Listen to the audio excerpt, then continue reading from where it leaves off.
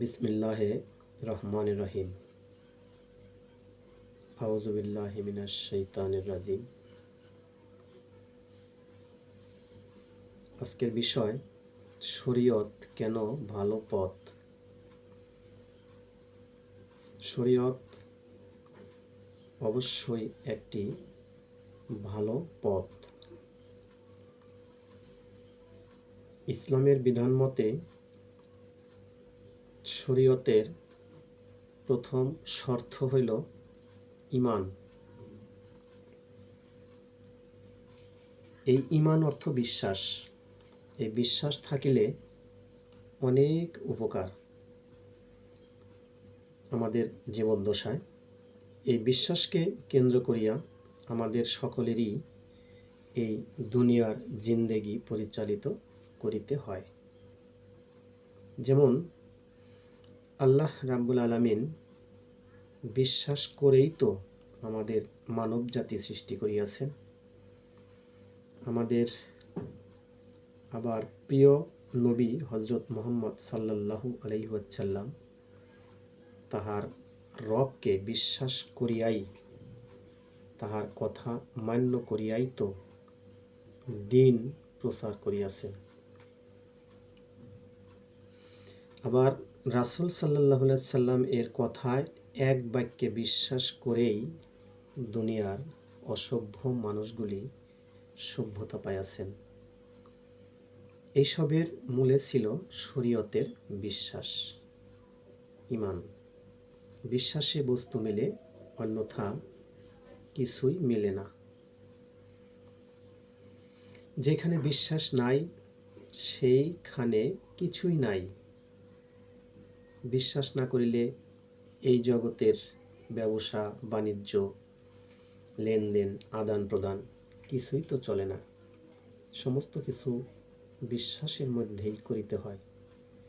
বিশ্বাস না থাকিলে কি ঘটিবে? দেখুন, যেমন আপনি আপনার বাড়িতে একটি অনুষ্ঠান করিবেন, তজ্জন্য 1000 লোককে একটা নির্দিষ্ট তারিখের জন্য দাওয়াত করিলেন এবং ওই নির্ধারিত তারিখে আপনার সকল আয়োজন, সমস্ত পর্ব এবং রান্না বান্নার সমস্ত কাজও শেষ হইয়া গেল। এমন দিনে ওই আমন্ত্রিত 1000 লোকই আপনাকে যদি অবিশ্বাস করিয়া ওই দিন না আসেন, ধরেন ওই দিন আপনাকে বিশ্বাস করিল না, আসিল না, তখন সেই অবিশ্বাসের ঘটনাটা কি ঘটবে কল্পনা করেছেন? আবার শরীয়তের বিধান, ওযু করা। ওযু করিলে আমাদের শরীরের অনেক উপকার। ওযুর পদ্ধতিতে হাত, মুখ, নাক, পা ধৌত না করিলে হয়তো এক অঙ্গ ভালোভাবে পরিষ্কার হইত, অন্য অঙ্গ হইত না। লক্ষ্য করুন প্রিয় বন্ধুগণ, রাসূল সাল্লাল্লাহু আলাইহি ওয়াসাল্লাম এর ওযুর পদ্ধতি অতি সুন্দর। আমরা নানান রকম কাজকর্ম করি, কৃষিকাজ হইতে শুরু করিয়া অনেক রকমের কাজ, তাহাতে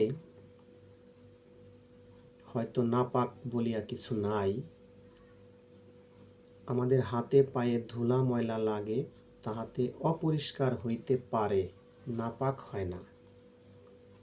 ভালোরূপে ধুইলে ময়লা আবর্জনা সব সাফ হয়ে যায়। তাই প্রত্যেক অঙ্গ 3 বার করিয়া ধুইলে তাহা সুন্দর রূপে পরিষ্কার হয়, বিধায় আমাদের ওযু করার প্রয়োজন হয়। ইহাও একটি ভালো পদ্ধতি। গোসলও একই রকম। নিয়ম ছাড়া গোসল করিলে আমরা হয়তো নাকে, মুখের গড়গড়া এগুলি করিতাম না। খেয়াল করিয়া দেখুন, গোসলের সময় নাকে 3 বার পানি দেওয়া এবং গড়গড়া করিলে আসলেই সুন্দর হয়। দেহের বাহিরে এবং ভিতরে যতটুকু সম্ভব পরিষ্কার করা সম্ভব হয়। ইহা গোসলের পদ্ধতি, ইহা শরীয়তের বিধান। আমার মনে করি সালাম পদ্ধতি, ইহাও কিন্তু শরীয়তের বিধান। সালাম বিনিময় অত্যন্ত সুন্দর একটি জিনিস। ইহাতে অনেক উপকারও আছে, সওয়াব তো আছেই।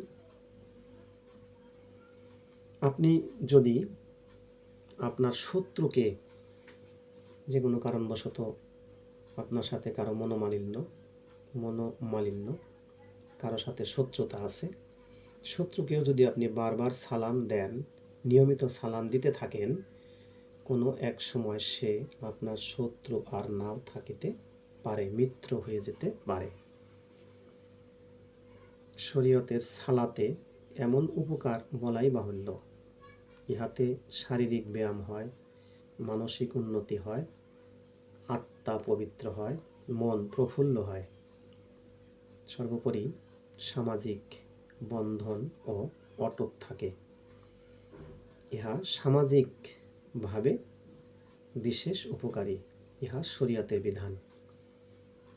তাহা ছাড়া নামাজের যে উদ্দেশ্য, নামাজের যে প্রয়োজন, তাহা তো আছেই। অতএব শরীয়তের বিধানগুলি অত্যন্ত গুরুত্বপূর্ণ এবং অত্যন্ত সুন্দর এবং সুপথ।